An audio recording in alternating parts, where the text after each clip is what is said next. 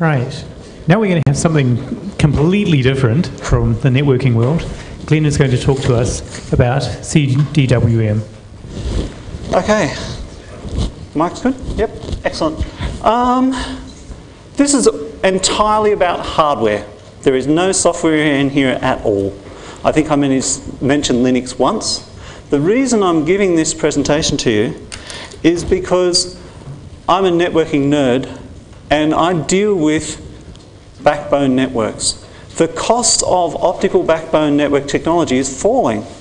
And the bottom edge of that, the really simple stuff of that, is dropped in price massively. To the extent that it's competitive with Ethernet switching, or a good complement to Ethernet switching. And so it's something that as system administrators, you should have in your toolbox so that you know when it's suitable to use. Now, because this is a telco technology, it's very much removed from what you might do from a It's much best at this point in time to put your AM radio electronics hat on, because there's pretty strong parallels with that very old technology. Okay, the stuff looks like an Ethernet switch. It's got lots of ports, and you can run a link to the other end, and there are lots of ports that pop out. The word we use for that in networking is called multiplexing. And as you way used to that in your Ethernet switch is what we call statistical multiplexing. You packetize it up, you wait for a gap in the traffic, you shove it in there, and you pray that it gets to the other end. Right? What we're on about is wavelength division multiplexing. That is that we give each connection its own frequency, and everyone can go concurrently, and it all pops out the other end because we've pre-allocated the bandwidth. It's very much like an AM radio where you have a frequency and we allocate different frequencies along that dial. Coarse means cheap. Right? We're talking systems of 8 or 16 channels of a gig each, and there are also 10 gig variants of this, but I'm trying to stick with the simple stuff. And that's pretty much all you need to know. Because it's cheap, there are features that are in our expensive kit that do not appear here. Right? And I'll go through them as we come to them. The most important of those is management. Right? When you install one of these systems, there is no visibility from any computer anywhere. Okay, so as I said, it's like an AM dial.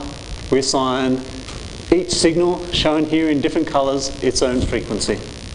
And if you were to light them all up simultaneously, this is the response curve of the fibre, it would look vaguely like that on some sort of spectrum display.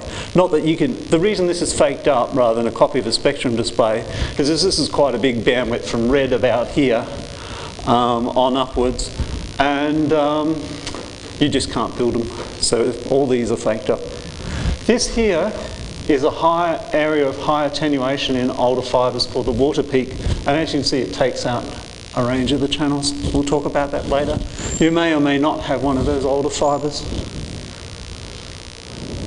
Okay, so what do we drive one of these links with? We drive it with an SFP. Now I assume that everyone is familiar with a GBIC or an SFP. Yeah, CWDM SFPs are slightly different, not that you can tell, they come in the same box.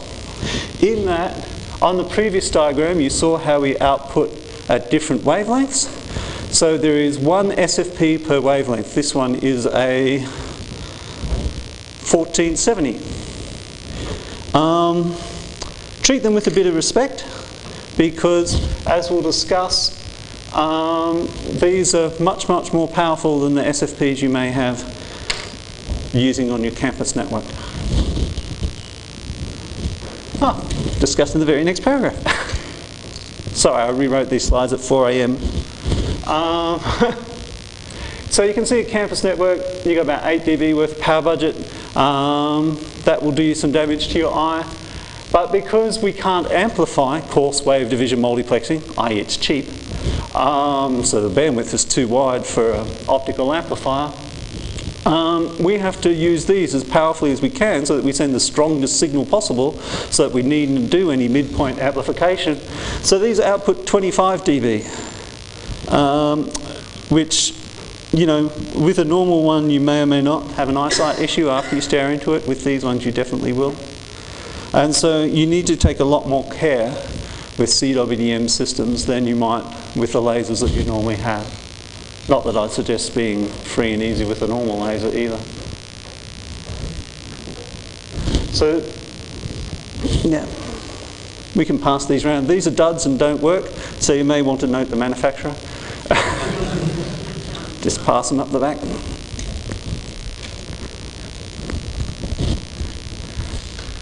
Okay, those SFPs have a little EPROM in them. The idea is you jam the EPROM in it, and it's got the parameters of the SFP on it, and the operating system can read it, and we can actually get Linux to dump that.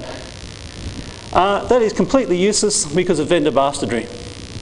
Basically what vendors have decided is so that you can't install your own SFP, they will checksum that EPROM, and then if you insert an SFP that isn't expected into that switch software, the switch software will say, oh, not our EPROM, sorry.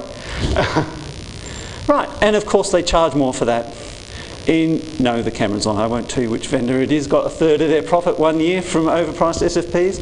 Large North American networking vendor, colour bluish. Now, so what are we going to do about that when we want to run different sorts of SFPs?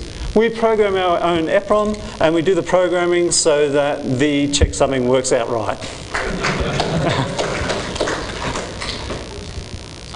This brand here is Flecht Optics with an X. They're based in Germany and they're very good. And cheap. Even so, the bastardry still hurts us because we've had to fake up the EPROM parameters. So if I read the input signal, because these FFPs will tell you how much light they have coming in, I compare it to the range of input signals allowed, and it's out of range. I go, 10 minutes to go. Oh my lord. Well, okay. So what happens in the hood of one of these boxes that look like an Ethernet switch? Basically, we combine and split light, and we do that by jamming fibres together, because why not? It works. And, as I said, we don't amplify. And we're not going to talk about how amplifiers work since we can't amplify and we only have 10 minutes. And the other thing we can't do is change frequency once we've allocated the frequency. In fact, if you can work out how to do that without turning it back into electrical and then retransmitting it, patent the idea and retire. Okay, so this is what a typical multiplexer looks like. He says, grabbing the tool. Doesn't work nearly as well as I'd hoped. So this is the main fibre link here, and these are each of the channels. This here is a 1 to 100 tap so that we can tell that we actually have power on this without unplugging this and interrupting all of these customers. You can see here, this one outputs into the brown coloured channel, this one into the orange coloured channel, and the colours don't match, but you get the idea. Okay, so it's really easy to share a link between two sites. We put one mux at one end, we put another mux at the other end, we put brown SFP in one, orange SFP, blue SFP, purple SFP, plug them up. Matching SFPs in the other side, and we're finished. We're running 4 gigabits a second on this 8 big gig bearer here, right? We're using 4 of the channels, down to various machinery here. The nice thing about this is use anything that'll take an SFP. Building management systems, AV systems, television, IBM mainframes, right? So if you, PABXs, so oftentimes we have to go to a lot of work to munge this stuff into IP to get it to the other site because we think we can just carry IP and Ethernet frames. This gives you an alternative that you can have in your kit bag so that when somebody says, we want to put an Ethernet switch and a PABX down there, right, you can say, oh, well, we either have to put a voice over IP card into the PABX and pay extra licensing fees and stuff, or we can put in an E1 to single mode modem and run a CWDM system, right? I'm not saying one's better than the other, but I'm saying you have a design choice here, right? And that's all the message I want to get across today. One of the other advantages is that these links do not interact with each other. So unlike an Ethernet switch link, you don't have to worry about quals between the services, and you don't have to worry about a denial of service, say, on your data affecting your phone calls. Right, there is one other piece of networking gear before we're out of here. It's called an add-drop multiplexer. Basically what it lets us do is have a chain, like a chain of Ethernet switches, we can have a chain of add-drop multiplexers. And so we have the big multiplexer at the start, we drop off brown here, we drop off orange here, we drop off blue at this side. And that allows us, for example, to chain together a whole stack of, I don't know, branch offices, right? Now the advantage of this, as opposed to a chain of Ethernet switches, is if we have a failure at the first site of power, then the next two sites keep running, right? Now you probably still want to put Ethernet switching at these sites, but CWDM is a good complement to that Ethernet switching, right? Because it gets us resilience from power fade.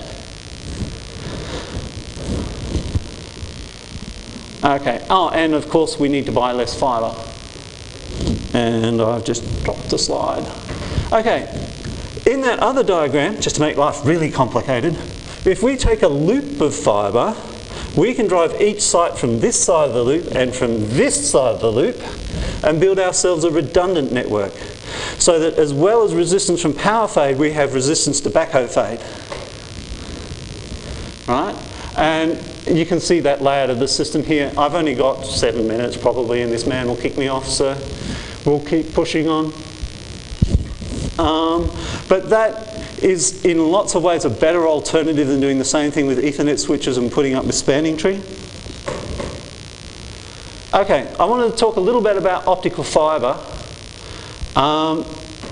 Okay, so some optical fibre has this water peak attenuation, and before you deploy your CWDM system, you need to find out what sort of fibre you have in the ground.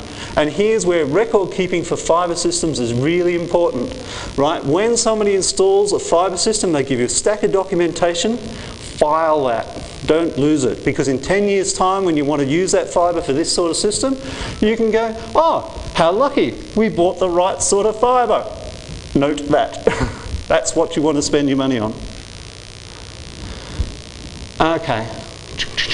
Yeah. Okay, the other thing is these systems have a power budget. As I said, they output from their SFP at extraordinarily high power, and they rock up at the SFP, depending on the distance, perhaps at enough power to damage the receiver in the SFP. So what we have are things called attenuators that we can use to reduce the power seen by the SFP, and they just plug into the receiver of the SFP. And when you want one, you can never find one, which is the golden rule with attenuators, actually, truth be told. You can see them here, and you can see this one in the receive channel of that fibre there. They go on the receive side of the fibre at each end, right? Up against the interface, partly because that makes maintenance easier. You can rip the fibre off, make sure that the expected level is correct, and then plug it back into the attenuator. The power budget calculation is really simple. You look at you take the documentation for the fibre and the test results for the fibre. You say, what's the worst case signal seen by the receiver? What's the best case signal seen by the receiver? And does that range fit in the receiver's specs? If it's above the receiver's specs, then we drop it using an attenuator. If it's below the receiver's specs, then we go shopping for other SFPs. Okay, we've already talked about eye safety. The most important thing for eye safety is to keep the caps on the cables. The caps look like this. What you should do is put a bag in every rack, a Ziploc bag, and as you take the caps off, put them in that bag, so when you take the equipment back out, you've got the caps on hand to put them back on. Right? You do not leave fibre or equipment uncapped, and personally, when I see it, I just write out an OHES record these days. I can't be asked. People should get in trouble for it. It's exceptionally dangerous. Okay, as I said, we need a high standard of engineering work for these sort of systems. which is a bit unusual. If you're used to campus fibre, you just plug it in and you've got 12 dB of loss. Who cares if there's a bit of dirt? These systems, we use one of these, a Cleatops cleaner, to clean one end. We use one of these, a one-click cleaner, to clean the ferrule on the other end, so that it's all clean. I've shown you the visual fault finder. These are quite good for tracing fibres. So you plug them into one fibre and the light comes out the other. And if I had mine in hand, I'll show you how that worked. Oh, yep, I've got a photo just in case I did run out of time. Also handy are light meters. You can see here, this one here is just back to back on the fibre, and this one I think has 10 dB worth of attenuation. And they're quite good for saying, I've run up my fibre system, and use them very much like a multimeter. This is the result I expect, am I seeing it? As I said, there are very strong parallels to basic electronics. But you can also have a light source so that you don't have to rely on the light from the SFP, so you can test the circuits before you even install the active equipment. As I said, we clean everything. I think the next photo takes a while to come up because it's a big one. We clean the ferrule with that one. And so, as I said, they're electrical systems, so we fault find like we do with electrical systems. What's the level of light I expect at this point? Measure it. Is it what I expect? All right. Then I hypothesize that the fault is blah. That means if I measure here, then, you know, I can confirm that theory. There's a couple of good tools for fault finding. Loopback cables are good. The very best tool is an OTDR, but that's 10 grand worth of kit. That's a step up. I suggest you pay a contractor to come in with one of those if you have a fault you can't find with one of those. Here you can see a fault here. I've installed a MUX here on the wrong frequency and it's not passing the frequency of light that I expected. So we fixed that.